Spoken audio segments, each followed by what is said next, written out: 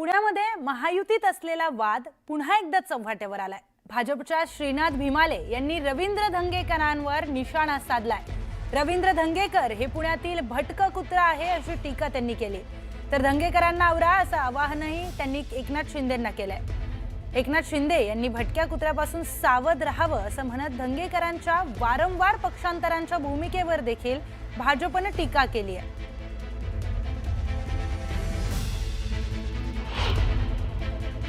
शिंदे साहेब, मी तुम्हाला विनंती करतो, जे भटकं कुत्र तुम्ही सांभाळलंय, लूत लागलेलं कुत्र शहरभर फिरतंय, अनेकांनी त्यांनी चावा घेतलाय।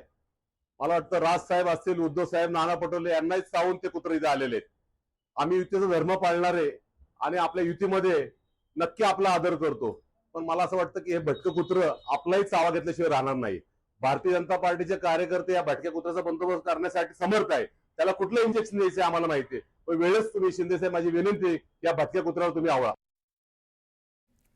तर वतनदारी बंद केली म्हणून संभाजीराजे सासऱ्यांकडून मारले गेले।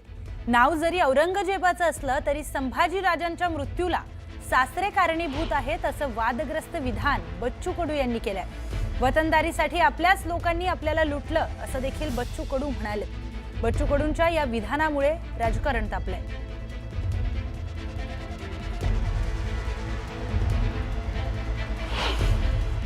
वीज मिळून एक वतनदार राहायचा, 4 क्विंटल आम्ही पाहिजे कापूस विकला तर 2 क्विंटल त्याला विकला, नाही दिला तर पुरी बाळली उचलून विकला। हे वतनदार होते, आमचेच होते ना, दुसरे कोण होते रे? त्या वतनदारीतून गुलामशाही चालायची, आदिलशाही चालायची, निजामशाही चालायची, पण ही वतनदारी बंद केली म्हणूनच तर संभाजीराजा सासऱ्याकडून मारला गेला रे। नाव औरंगजेबाचं जरी असलं तर सासरा किती कारणीभूत आहे शोधन काय का कारणीभूत आहे? राजा कसा असला पाहिजे? राजा असा असला पाहिजे मरण पत्करायला तयार झाला, पण वतन माझ्या सासऱ्याने दिलं नाही, हे मोठेपणा लक्षात।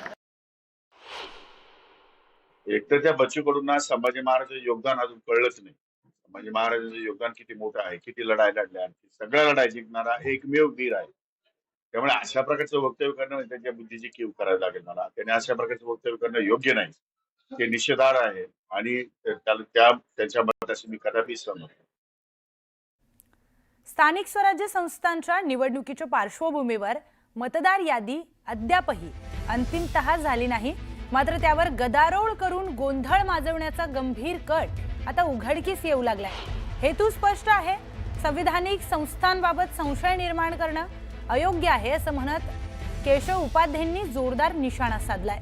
मतदार यादीतील खोटे मतदार काढावेत यासाठी विरोधी पक्षातील मातब्बर नेत्यांची फौज ही निवडणूक आयोगाच्या दारात धडकली। मतदार यादी शुद्ध झाल्याशिवाय मतदान घेऊच नये याची जोरदार मागणीही करण्यात आली। मात्र बोगस मतदार कुठून आले हे त्यांनाही माहीत नाही असं म्हणत उपाध्यायांनी राज ठाकरेंसह मविया नेत्यांवर निशाणा साधलाय। नॅरेटिव्ह सेट करणं जे म्हणताय हा एक राजकीय भाग आहे। तुम्ही काय केले इतके वर्ष?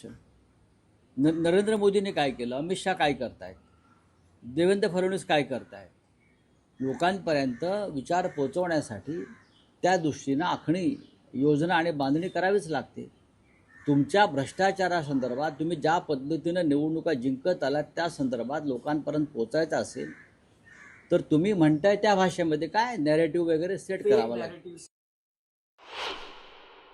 साधा एक पुरावा देखील तुम्ही देऊ शकलेला नाहीत। एक नाव निवडणूक आयोगाकडे देऊ शकले नाहीत। निवडणूक आयोगाकडे रीतसर तक्रार देखील तुम्ही केली नाही। फक्त माध्यमांसमोर बडबड करण्याचं काम तुमचं आहे। त्यामुळं तुमची ही फेक नरेटिव्हची फॅक्टरी आम्ही विधानसभेला उद्ध्वस्त केली।